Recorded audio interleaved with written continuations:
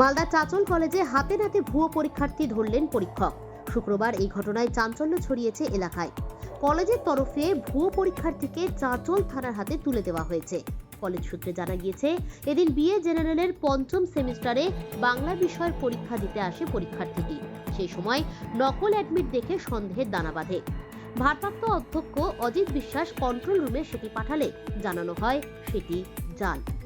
সেই মুহূর্তে ওই ভুয়ো পরীক্ষার্থীকে আটক করে কলেজ কর্তৃপক্ষ। কলেজের তরফে জানানো হয়, অ্যাডমিট কার্ডে ছাত্রীর নাম রয়েছে, কিন্তু ছবিটি ভুয়ো পরীক্ষার্থী সিদ্ধার্থ শঙ্কর দাসের। আদতে সেই ছাত্রী পুষ্পা চৌধুরীর অ্যাডমিট কার্ড বলে জানানো হয়। পরবর্তীতে জানা যায় ভুয়ো পরীক্ষার্থীর পরিচয়। স্ত্রী অসুস্থ, তাই স্ত্রীর হয়ে পরীক্ষা দিচ্ছেন স্বামী।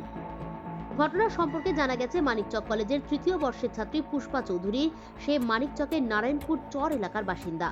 তার বিয়ে হয়েছে রতুয়া খারখিচ্চা এলাকায়। শারীরিক অসুস্থতার কারণে তিনি পরীক্ষা দিতে পারছেন না, তাই স্ত্রীকে পরীক্ষায় উত্তীর্ণ করতে জালিয়াতির পথে হাঁটল স্বামী।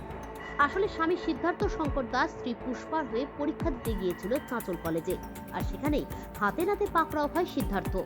ইতিমধ্যে বিষয়টি ঘিরে গৌড়বঙ্গ বিশ্ববিদ্যালয়ের পক্ষ থেকেও কড়া পদক্ষেপ গ্রহণ করা হচ্ছে।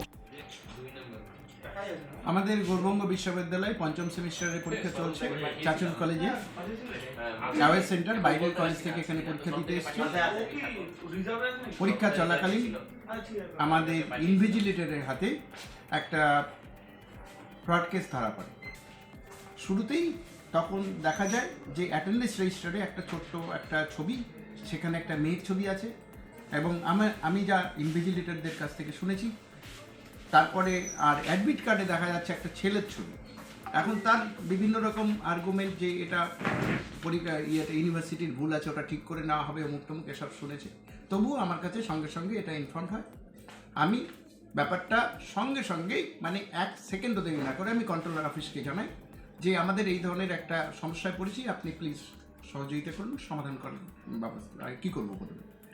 উনি সঙ্গে সঙ্গে ওখান থেকে অ্যাডমিট কার্ড ডাউনলোড করে পাঠান। অরিজিনালটা দেখা যায় মেয়ের ছবি আছে। অতএব আমি তখন টিমকে নিয়ে আমি ঘর থেকে ছেলেটিকে বের করে নিয়ে আসি। বললাম, তোমাকে বেরিয়ে আসতে হবে, সমস্ত কাগজপত্র সহ তোমার কাছে যা আছে সব সহ। আমি থানাতে ইনফর্ম করি এবং আমাদের কন্ট্রোলার স্যারকে পুনরায় জানাই। ইতিমধ্যেই যে কলেজ থেকে এখানে পরীক্ষা দিতে এসেছিল সেই কলেজের প্রিন্সিপালও আমাকে জানায় ঘটনা কী হয়েছে, কারণ কন্ট্রোলার সাহেব ওনাকে জানিয়েছেন। তারপর আমি ঘটনা ব্যক্ত করি এবং আমরা প্রিপারেশন নিচ্ছি। আমরা তার এগেনস্টে চিটিং বাই ইম্পারসনেশনের কমপ্লেন করব এবং ছেলেটাকে পুলিশের হাতে তুলে দেবো। মানিকচক কলেজ একদম খুব সত্যি এটা খুব খারাপ ঘটনা। লোকের শিক্ষা ব্যবস্থার আমাদের যে পরিকাঠামো মেকানিজম, ইউনিভার্সিটির পরীক্ষার সিস্টেম, পুরো সিস্টেমের উপরে একটা বাজে একটা ইমপ্রেশন তৈরি হতো।